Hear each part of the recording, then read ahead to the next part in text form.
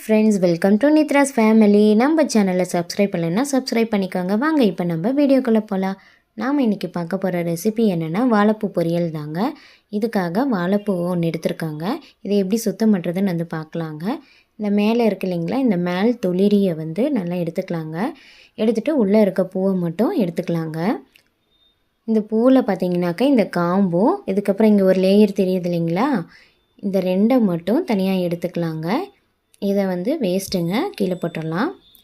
இப்போ இருக்கு இல்லைங்களா இந்த பூவை மட்டும் நம்ம கட் பண்ணி நல்லா எடுத்துக்கலாங்க. இதை வந்து நல்லா வாஷ் பண்ணி வச்சுருக்கோங்க. இங்கே பாருங்கள், இந்த மாதிரி கட் பண்ணி எடுத்துக்கோங்க. அப்புறம் சின்ன வெங்காயம் கொஞ்சங்க, கருவேப்பிலை கொஞ்சங்க, அப்புறம் 3 முட்டைங்க, அப்புறம் சாம்பார் தூள் 3 டீஸ்பூன், அப்புறம் மிளகாத்தூள் 1 டீஸ்பூனுங்க. இப்போ வந்து தண்ணியை நல்லா சுட வச்சு எடுத்துக்கலாங்க. சுட்டதுக்கப்புறம் நம்ம வந்து இந்த கட் பண்ணி வச்ச வாழைப்பூ அதில் போட்டு நல்லா வேக வச்சு எடுத்துக்கலாங்க. ஏன்னா இதில் வந்து கேஸ் இருக்குங்க, சில பேருக்கு இது சேராது. அதனால் நம்ம இந்த மாதிரி வேக வச்சு எடுத்துக்கும் போது அந்த கேஸ் போயிடுங்க. இங்கே பாருங்கள், நல்லா வெந்துருச்சு, எடுத்தாச்சுங்க. இப்போ தாளிக்கிறதுக்காக கடாயை வச்சுருக்கோங்க. இதில் கொஞ்சம் எண்ணெய் ஊற்றிக்கலாங்க.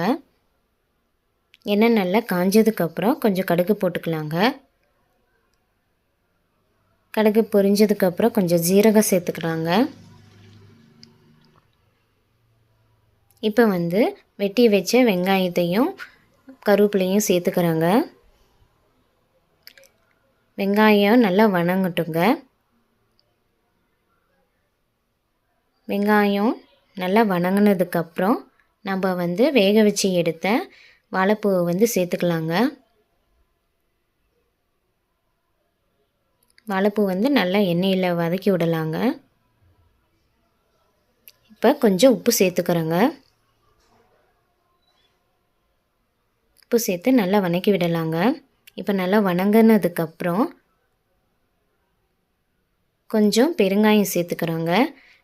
பெருங்காயம் சேர்க்குறது ரொம்ப நல்லதுங்க. அப்புறம் மஞ்சத்தூள், மிளகாத்தூள், சாம்பார் தூள் 3யும் சேர்த்துக்கிறோங்க. நல்லா கிளறி விட்டுக்கலாங்க.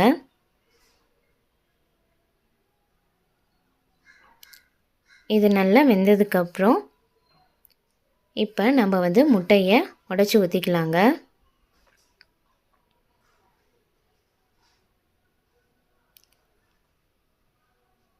முட்டையை நல்லா உடச்சி ஊற்றியாச்சுங்க. இப்போ நல்லா கிளறி விட்டுக்கலாங்க. முட்டை கொஞ்சம் நேரம் வேகட்டுங்க, சிம்மில் வச்சு வேக வைக்கலாங்க. இப்போ முட்டை நல்லா வெந்துருச்சுங்க. நம்ம பொரியலும் ரெடி ஆயிடுச்சு. கொத்தமல்லி தழை போட்டு இறக்கிடலாங்க. இப்போ நம்ம சுவையான வாழைப்பூ பொரியல் ரெடி ஆயிடுச்சுங்க. வாங்க சாப்பிடலாம். இந்த மாதிரி நீங்களும் செஞ்சு பாருங்கள். இந்த ரெசிபி உங்களுக்கு பிடிச்சிருந்ததுன்னா லைக் பண்ணுங்கள், ஷேர் பண்ணுங்கள், கமெண்ட் பண்ணுங்கள் அண்ட் சப்ஸ்கிரைப் பண்ணுங்கள். மறக்காமல் பக்கத்தில் இருக்கிற பெல் பட்டனை கிளிக் பண்ணுங்கள். தேங்க்யூ ஃபார் வாட்சிங்.